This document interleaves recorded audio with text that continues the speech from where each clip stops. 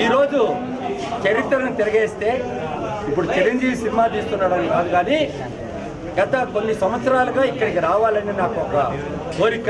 ఈ ఊరికి వచ్చి ఈ ఊరు ప్రజలు అందరిని చూసి ఇక్కడ ఉయ్యాలవాడి నరసింహారెడ్డి గారిని ఎలా నిర్లక్ష్యం కాపాడ్డాడని ఈ ప్రజల వద్ద నుంచి తెలుసుకోవాలని చెప్పి ఒక తపనతో ఉన్నాను. మీ అందరితో మాట్లాడిన తర్వాత నాకు తెలిసింది ఏంటంటే, ఇంత గొప్ప నాయకుడిని ఈ భారతదేశం నిర్లక్ష్యం చేసిందని చెప్పవచ్చు.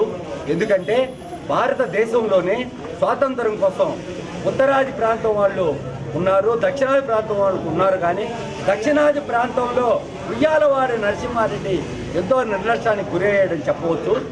ముఖ్యంగా చెప్పవాలనంటే వారు సిపాయిల తిరుగుబాటు కంటే ముందు ఈ స్వాతంత్ర పోరాట సమర యోధుడిగా, ఒక వీరుడుగా, వీరత్వంతో వారితో పోరాడిన వ్యక్తిగా, ఈ ప్రాంతంలో గెరిల్లా యుద్ధానికి శ్రీకారం చుట్టిన వ్యక్తిని ఇంత నిర్లక్ష్యం చేసే ఈ ప్రభుత్వం ఇలా చేసింది. అటు ఆంధ్రప్రదేశ్ ప్రభుత్వం కానీ అటు కేంద్ర ప్రభుత్వం కానీ వారిని పట్టించుకొని వారి యొక్క స్మృతికి చిహ్నంగా ఇక్కడ ఒక శృతి వనం కానీ ఆ విధంగా క్రియేట్ చేసి మెమోరియల్ హాల్ లాంటివి కూడా ఇక్కడ ఏర్పాటు చేయకపోవడం చాలా దురదృష్టకరం అని నేను చెప్తున్నాను. నేను ముఖ్యంగా చెప్పేది ఏంటంటే, ఈరోజు నేను కోరేది ఏంటంటే కేంద్ర ప్రభుత్వాన్ని, నరేంద్ర మోడీ గారి నాయకత్వంలో ఈ ఉయ్యాలవాడి నరసింహారెడ్డి గారికి నిజమైన ఆయన ఒక వీరుడుగా, నేషనల్ జాతీయ వీరుడుగా గుర్తించి వారి పేరుతో ఒక స్టాంపుని వెంటనే రిలీజ్ చేయాలి.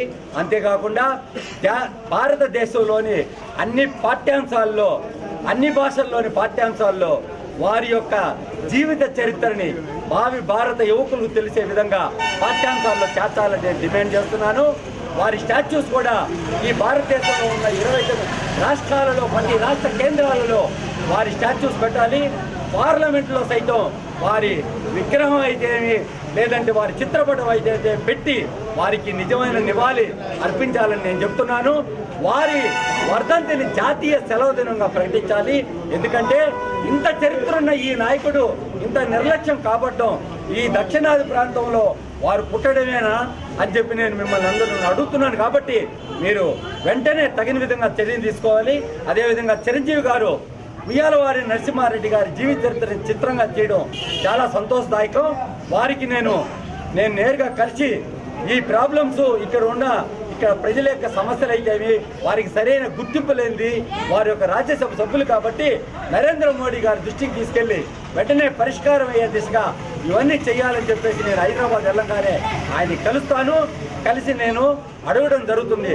అదేవిధంగా చిత్రం కూడా వారి జీవితం ఒక భారత పౌరులకి ఒక స్ఫూర్తిదాయకం అయ్యి వారు మొదలుపెట్టిన తర్వాతనే భారతదేశానికి స్వాతంత్రం 1847లో వచ్చింది.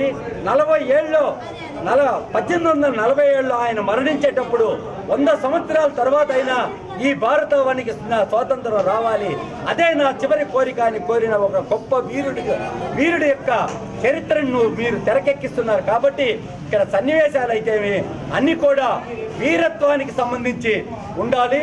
ఒక మహానటుడైనటువంటి చిరంజీవి గారు అల్లూరి సీతారామరాజు సినిమాని ఇలా స్వాతంత్ర సమరయోధ సినిమా అది ఉండింది కాబట్టి ఆ రోజుల్లో ఇలా కమర్షియల్ వాల్యూస్ లేకుండా ఆయన యొక్క గొప్పతనంగా ఉండేటట్టు ఈ భారతదేశం పట్ల ప్రతి యువత ప్రేమను పెంపొందించుకునే విధంగా ఆ చిత్రం ఉండాలని నేను కోరుకుంటున్నాను.